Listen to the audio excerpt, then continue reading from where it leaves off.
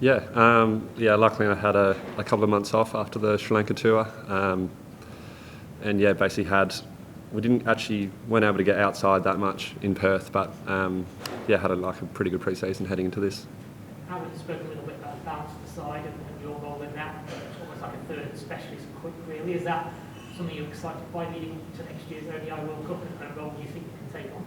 Yeah, no, really excited to play that. I think there's quite a few guys that can also fill that role. I think you got Ash Agar and Sean Abbott on the bench, and Marnus, to be fair, so all three can kind of play that extra bowler batter role. So it's really exciting. There's a lot of competition, and the team's in a really good place.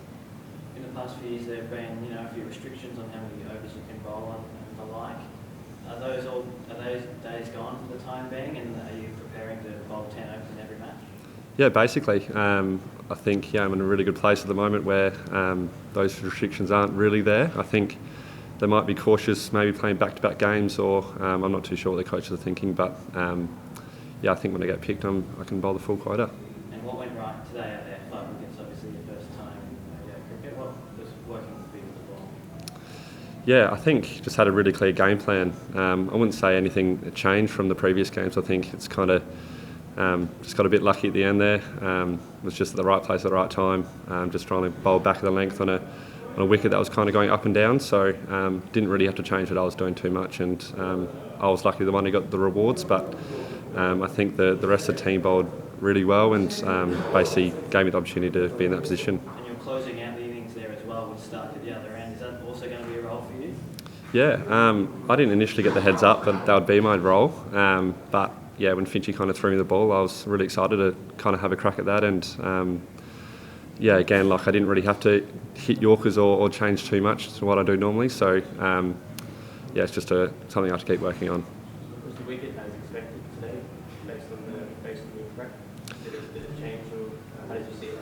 Yeah, I think the prep we had, we were practicing on 2 wickets to the side, and it was basically exactly the same wicket. I think a bit soft, nipping around a bit and going a bit up and down. So we kind of were prepared for a wicket like that, and obviously playing at a slightly earlier time as well.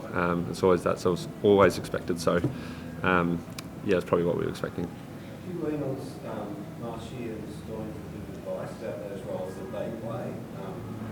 And do they give you any advice? Because you're basically competition. No. It's really healthy competition. I think those two guys you mentioned are obviously from WA, and spent a lot of time with them and really understand how they go about their cricket, and are really open to giving you advice, and basically I'm pretty open to receiving feedback. So I think the whole time back in Perth we basically worked on bowling a slightly back of the length and kind of drying up the batter, and that's kind of what Mitch has been doing so well for his whole career, and I'm basically trying to learn off him. So there's quite a lot of good guys to learn off. Apart from how to bowl, how to sort of allot your time to training, can't be that easy. We work pretty well at training. I think he basically bowls to me and I bowl to him. So it's a lot of time spent together. What do you think a challenging total out there would have been? You just never know. I think we might see in 2 days or 3 days' time if we get a chance to have a bat first. I think it was a pretty tough wicket, so I think anything over 250 would have been a very competitive total. What did you guys in the dugout make of that moment where David thought he probably nicked it, third umpire kicked the other out? How did you see that play out in the dugout? Yeah, very weird. I don't think too many people have seen that. Obviously, guys walked off the innings out and then get called back. We weren't too sure if Dave was just going to keep walking and just accept it, or go back. It was a really weird one. So, we'll take it. And Chloe and Will, who were out there with you today, can you just have a few words on what that experience was like for both the team and for them?